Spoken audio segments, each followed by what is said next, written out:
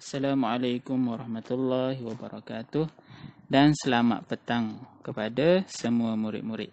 Kita akan sambung pelajaran akidah kita pada hari ini pada tajuk beriman kepada sifat Allah Subhanahu wa taala, iaitu sifat wahdaniyah. Murid-murid boleh lihat buku teks akidah pada muka surat 34 sehingga 38. Dan kita akan sambung pelajaran kita pada hari ini pada tajuk dalil naqli sifat wahdaniyah, iaitu sifat Allah yang Maha Esa ataupun Allah yang bersifat dengan sifat tunggal.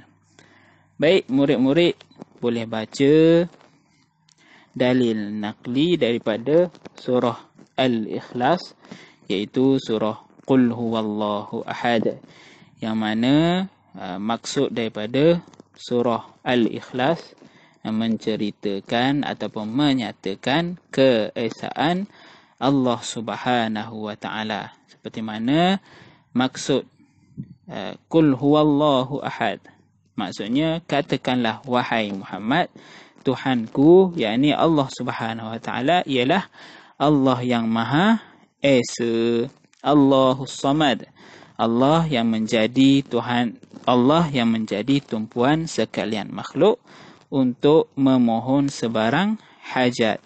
Lam yalid wa lam yulad, ia tidak beranak dan ia pula tidak diperanakkan.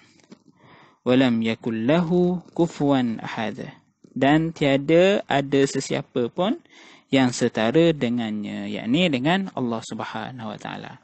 Ini sebagai dalil naqli, iaitu dalil daripada Al-Quran. Allah menyatakan bahawa Allah ni bersifat dengan sifat Esa. Allah tiada anak dan juga Allah ni tidak diperanakkan, iaitu Allah Subhanahu wa taala ni tidak ada ibu dan bapa. Itulah dipanggil wahdaniyah, iaitu Allah Subhanahu wa taala tunggal Maha Esa. Dan dalil akli sifat wahdaniyah, iaitu ini ada mustahil Tuhan ni ada banyak. Sebab apa? Sekiranya Tuhan ni ada banyak, mestilah Tuhan itu akan bergaduh sesama sendiri, kerana untuk menunjukkan kekuasaan masing-masing. Ini tidak serupa dengan makhluk ciptaan Allah Subhanahu wa taala. Allah Taala tidak sama sekali dengan makhluk-makhluknya. Allah Subhanahu wa taala ni wajib bersifat dengan sifat wahdaniyah, iaitu tunggal. Dan Allah Taala amat berbeza dengan sifat makhluk-makhluknya. Ini adalah dalil aqli, dalil dengan pemikiran kita berkenaan dengan sifat wahdaniyah Allah Subhanahu wa taala. Dan seterusnya, hukum mempercayai sifat wahdaniyah. Apakah hukum kita mempercayai kepada sifat wahdaniyah? Hukum dia adalah wajib, kerana sekiranya kita tidak beriman kepada sifat wahdaniyah Allah Subhanahu wa taala, kita akan menjadi orang yang kufur dan orang yang musyrik, iaitu orang yang menyekutukan Allah Subhanahu wa taala dengan perkara-perkara yang lain. Seperti kita tengok orang-orang kafir yang menyembah patung berhala, menyembah batu-batu besar, menyembah pokok-pokok besar. Kalau kita tanya mereka, siapakah Tuhan? Dia akan jawab, Allah lah Tuhan, tetapi dia menyekutukan Allah dengan menyembah makhluk-makhluk yang lain. Sembah batu, sembah pokok, sembah patung dan sebagainya. Ini adalah upacara-upacara ataupun perbuatan-perbuatan yang mensyirikkan Allah Subhanahu wa taala. Jadi kita sebagai orang Islam wajib mempercayai dan beriman kepada sifat wahdaniyah. Baiklah, murid-murid boleh baca kefahaman berkenaan dengan sifat wahdaniyah ini pada muka surat 37 dan juga 38. Antaranya wahdaniyah artinya tunggal. Lawan bagi sifat wahdaniyah iaitu ta'addudun.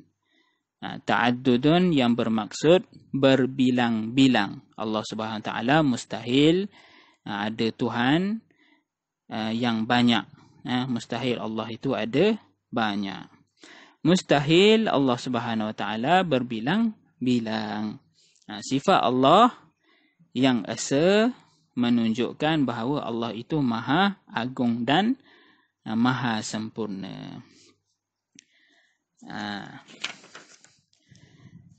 Kita boleh hayati daripada firman Allah Subhanahu Wa Taala di dalam surah Al-Ikhlas, iaitu pada ayat yang pertama, Qul huwallahu ahad, yang bermaksud katakanlah Tuhanku ialah Allah yang maha esa. Jadi kita sebagai umat Islam wajib yakin dan beriman dengan sifat wahdaniyah. Kerana sifat wahdaniyah adalah sifat wajib bagi Allah. Allah Subhanahu Wa Taala yang maha berkuasa mencipta manusia dan seluruh alam ini. Allah Subhanahu Wa Taala sahajalah yang mencipta seluruh, ada bantuan daripada orang lain, makhluk lain. Kerana apa? Allah Ta'ala ni esa, tunggal, berkuasa Allah Subhanahu Wa Taala tanpa ada Tuhan-Tuhan yang lain.